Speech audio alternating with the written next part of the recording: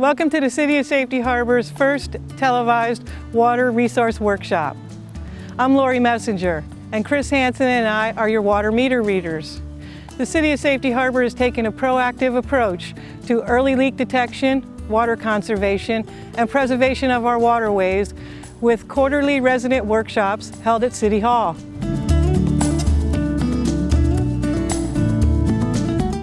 We'll be discussing things like easy preventative maintenance tips that can help you minimize the cost and damage when leaks do occur. We're going to show you how you can use your water meters as early leak detectors and how to pinpoint the leaks when one is detected.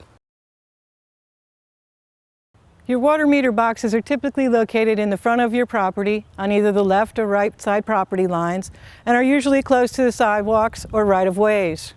You'll usually find that yours and your neighbor's meter box are close by each other. Keep in mind, however, that the placement of these boxes in no way marks your exact property line.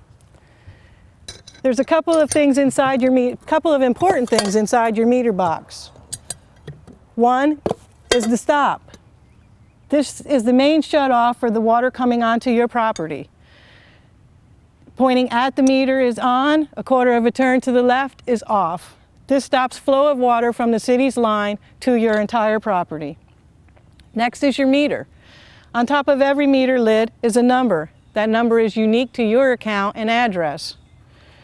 Underneath the lid, you'll find a display similar to your car speedometer, with the odometer in the center.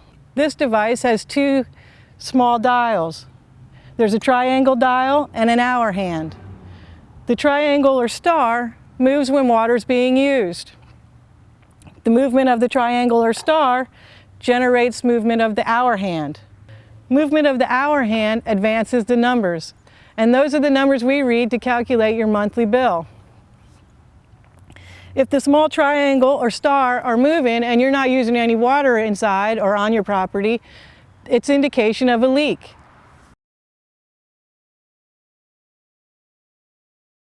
Here we find your house shutoff valve, right below the hose bib, as I described earlier. The easy preventative maintenance I was talking about was to make sure that this valve actually works and shuts off the flow of water to your home. If you have a leak inside your home, all you have to do is run out here and shut this off. But if it's in poor repair and doesn't shut off the water, you're going to need to get the water shut off at the meter box. So you also want to make sure that your meter boxes are accessible and cleaned out so we can get the water shut off as quickly as possible. This person's hose bib is missing a handle and a washer. It's really a good idea to keep both of these in good working repair, not only so we can get the water shut off when you have a problem, but so that it doesn't drip and leak water, which will cause your meter to run, which will add dollars to your monthly water bill. Everyone with a sprinkler system needs to make sure that they have a sprinkler main shutoff. Know where it is and that it's operable. Most people think that shutting off the sprinkler at the timer shuts down the system. It does not. The timer can be off, but if the sprinkler's main is on, there's still water being pumped through the system. And if you experience a break in your sprinkler line or a broken sprinkler head, and that's on, it's going to cause the water to flow, and it's going to cause your meter to run, and it's going to cause your water bill to be extremely high. If you don't have a sprinkler main shut off and you develop a break in a line or a broken sprinkler head, we'll need to shut off your water at your meter box, causing your entire property to be without water, thereby making a sprinkler repair an emergency repair rather than just a routine repair. If you have a sprinkler main shut off and you know that it works properly and you do develop a break in the line or a broken sprinkler head, you can simply turn off your sprinkler system and still have normal water usage to your house. First of all, know your watering restrictions. Safety harbors are always posted on our website at cityofsafetyharbor.com. Second, it's important to know when your yard needs water. Overwatering not only encourages germination of weeds, fungus, and disease, but it causes the grass to have shallow roots, which makes it more susceptible to drought and disease. And here in Florida, when we go from months of no rain to months of rain every day, it's important to know that your yard can withstand both. It's best to water deeper, but less often. This encourages the grass's roots to grow deeper in the soil, thereby making it more sustainable. Please check your sprinklers periodically to be sure you're watering only the grass and not your driveways or sidewalks or your neighbors' cars. And please remember to turn your sprinklers off when it's raining or when rain is expected. Maybe even consider installing a rain detector. The biggest problem we found with sprinkler systems are the timers.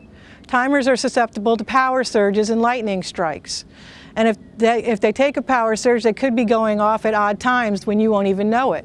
If they're going off at 2 or 3 in the morning or during the day while you're at work, you won't know that there's been an increase until you get your next water bill. It's always a good idea to unplug your timer, plug it back in, and reset it. You can also make a schedule to read your water meter periodically. Be sure it's not advancing large amounts on off-watering days. This will give you an indication of if your sprinkler's coming on at the right time or not. We hope that you found the information contained in this condensed version of our workshop helpful, and that someday it proves beneficial to you. We hope that you join the City of Safety Harbor in early leak detection, water conservation, and preservation of our waterways. And we hope to see you at our next quarterly workshop down at City Hall.